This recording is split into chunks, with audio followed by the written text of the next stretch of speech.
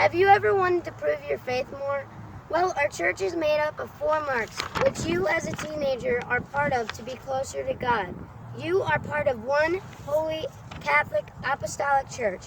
Now make these marks visible, and here is how.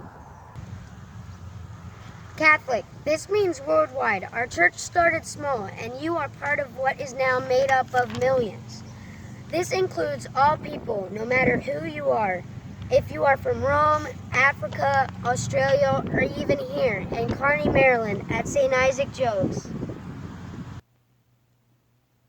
How does this apply to you? Remember, we are all one and holy. As Catholics, we were all baptized, and this is the start of where your faith began and why you should live your life to make it your duty to spread the good news of Christ and go to church regularly to help profess your faith. Help out at a local food pantry like this. Remember, we are one church, which also means we are united by charity. We need to help all of those in need, whether we want to or not, since we are all one. You can even be an altar server like me to make your marks visible to others. How?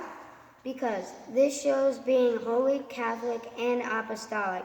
Being an altar server is like being a servant of God, like the apostles. Through the way the apostles acted shows us how to live your life, and we learn through their messages how to grow the church and live in His image.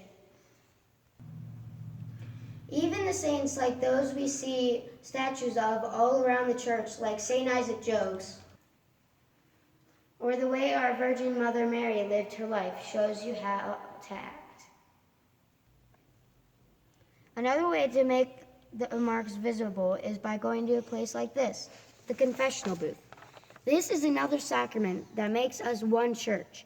By the sacraments we participate in, and by God's grace, we make the church holy. We all sin, and by going to confession, we will be able to continue holiness. The marks worn in Catholic doesn't have to do with just the tabernacle. It has to do with what's inside. By Jesus' salvation, we are filled with the fullness of Christ.